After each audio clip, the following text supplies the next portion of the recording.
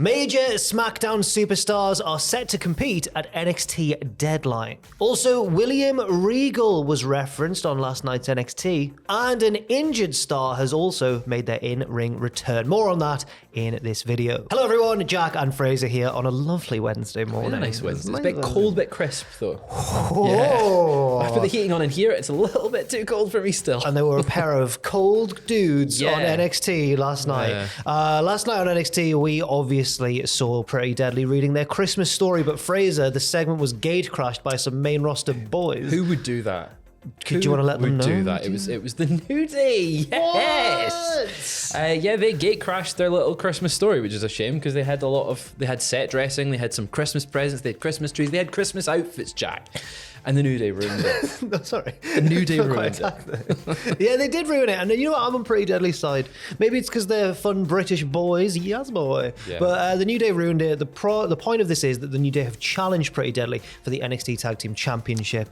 They will compete for those belts on Deadline on Saturday. It's crazy. It's coming around so fast that there's another NXT show. I'm actually excited for it because of the New Day. It seems to have been, this is the injection of star power it arguably needed, although there is a card that's been pretty much fleshed out for it already. We'll run through that in a sec, but we saw the wild card matches as well for the Iron Survivor challenges to determine the new number one contenders for the men's and women's championships.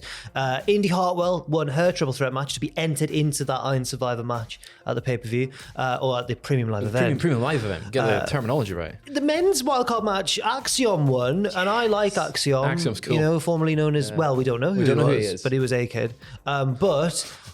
He won his triple threat match against Von Wagner and Andre Chase, two favourites of the Cultaholic Wrestling podcast. I like Andre Chase. I was hoping he would be going all the way. I was hoping he would be the next number one contender. Yeah.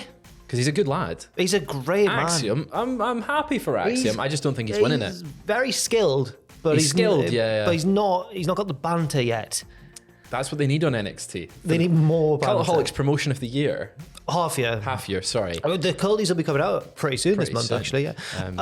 But also, do you want to run down the full card for NXT on the Deadline? we've got Alba Fire versus Isla Dawn, the Battle of the Scotland. Freedom! Yes, come on. Then we've got the men's Iron Survivor Challenge match. Carmelo Hayes, JD McDonough, Grayson Waller, Joe Gacy, and Axiom. It could be very good. Match. Who do you think's winning that one? Either Hayes or JD McDonough. Yeah, I think that's the safest choice. Grayson Waller would be my heart is telling Grayson me. Waller's I also. want him to win it. It's hard to tell. It's unpredictable. It's good. For the women's Iron Survivor Challenge match, Zoe Stark, Cora Jade, Kiana James, Roxanne Perez, and Indy Hartwell. I'll just be happy as long as it's not that devious Kiana James. It's going to be Cora Jade. Trying to buy Chase. It'll be Cora. What do you think? Or Roxanne. I think it'll be a face, so maybe Roxanne, because the champion's Mandy Rose. Mandy Rose, yeah, it's true. It's chaos. It's chaos. Finally, the main event. Now, I watched the little backstage segment last night. When they met up in the diner. Oh, no, that was last week. They went fishing, Jack. I've not seen the fishing segment yet. They went fishing. Yes. And Apollo Crews catches a fish, but Braun Breaker doesn't. And Apollo's all like, guess it's just not your day. Like it won't be at Deadline. Imagine if that was the title match. He's Imagine caught a fish, so he wins the fish belt. catching match. But that's for the NXT Championship to main event the show. I think Breaker's winning. I also think that because they've tried to make it seem like Apollo Crews is going to win, but I think Braun Breaker's going to win. Anyway, big card set up for Deadline, but there was also, as I mentioned at the start of this video, a big reference of William Regal on last night's NXT as well. Hank, the security guard, who's now a wrestler, had a backstage altercation with Charlie Dempsey, the real-life son of William Regal. And during their back and forth, he basically said, Hank said that unlike Dempsey, he wasn't in a wrestling ring at 4 years old and didn't have a famous wrestling father. Now, Fraser, this is the first reference to William Regal in a long while on NXT. Long time on NXT. When was he removed as GM? Last September? When it was 2.0? Yeah, when the rebrand happened, and then he debuted for AW in March 2022. That's crazy. It feels like Regal. Yeah, it's Regal. I'm excited to potentially, if this is a hint at him coming back to NXT, because he was the best GM I think we've seen. And it'd be nice to maybe see him get to work with his son in a capacity. I'd like that. I think that I was bemused by Charlie Dempsey's initial run in NXT a little bit because he came in, lost to Andre Chase, and then left. And just left, and I was like, no, I can't end like this. But now that Regal's been mentioned at least, maybe there is. It could also just be just a little mention as well. I don't know. Yeah, a little tease. I mean, he's not Charlie Regal, so his father could be anyone. Is there any famous Dempsey wrestlers? Can't think of the top of my head. There's an old boxer called Jack Dempsey, but he's a boxer. That's his famous wrestling father. He was like 1901 or something. Charlie looks young for his age. Yeah, fair enough. It's the opposite Arn Anderson. Another major figure appeared on NXT last night, or maybe an unexpected figure that we wouldn't really expect to see. That's what unexpected means. That's what unexpected is, yeah. You got it. It was during the subsequent match between Charlie Dempsey and Hank, where Drew Gulak appeared in the entranceway to watch. This briefly distracted Charlie, but it didn't stop him from picking up the win, after which Drew Gulak made his way to the back. Do you think that's just gonna... We're gonna get a Blackpool Combat Club. Oh, right. Oh, wow. No, I think it's maybe to set up a feud. I could see him maybe mentoring also, potentially. Like Gulak and Dempsey, they've got a very similar style. They've got that sort of catch, the classic throwback style. I'd like to see Gulak in NXT, like properly.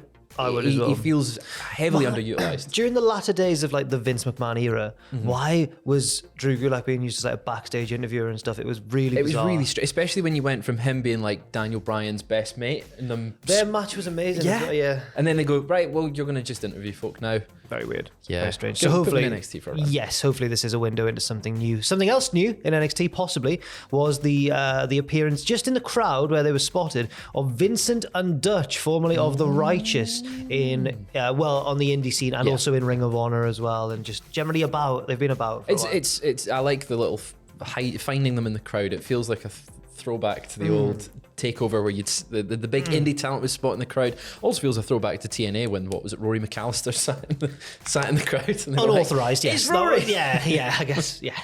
But it's exciting to see them in the crowd. Maybe we'll have some more information later on. So a little bit more info later on today on the channel. Yes, indeed. And finally, an injured NXT star made their in-ring return last night. It was Tony D'Angelo. Tony. You're better at it than I am. Tony came back to the ring after he'd been injured in a match with Wes Lee. He was accompanied by Stax. They beat Zion Quinn and then called Wes Lee out, who he's been blaming for his injury. In fact, recently, last week, I believe it was, Wes Lee was walking through the car park. Tony pulled up in his car and went like, I ain't forgot about what you did. Hey, I'm walking here. Yeah, I'm walking here. It was the other way. He was driving. I'm driving here. Yeah. That's the most dangerous car park in the entire world. Oh my God, you can't be there. There's something always kicking up. Park a few miles away and walk. Both of them, however, afterwards, because Tony called out Wes Lee, it looked like there was going to be a confrontation, but they were both called out by Dijak. I'm glad to see Dijak back. Oh yeah. Give him the North American Championship. Oh, I like Wes, but yes, he seems to have his sights set on it. Tony D, in fact, sort of tried to recruit him last week, so I don't know what this is about, because now it seems like he's separate from Tony, unless it's all a ruse. But Dijak, I think he should full-on embrace the Italian mobster. He can't do that. Hey, I'm Dijak. He just wears sunglasses, though. Yeah, he's cool. Hey. Be the Terminator. Yeah, I guess he. Like he's the hitman. There's already a famous hitman in wrestling history. Caval, Loki. Oh my word! Have we gone long enough for this video, Fraser? Thank you very much for watching. Have we actually? Yeah, I think so. Do stay tuned. Oh no! Can we actually check? I'm scared to end it. Yeah. Thank you very much for watching. I've been Jack. This has been Fraser. We will be back with more news as well in video 2 later on today. And I don't know what else to say. Leave your thoughts. Go and watch your stream tonight. Watch my stream tonight as well. I'm streaming with Owen, twitch.tv/Cultaholic, up the faves. And that's about it. Stay safe out there, and thank you very much for watching. See you soon.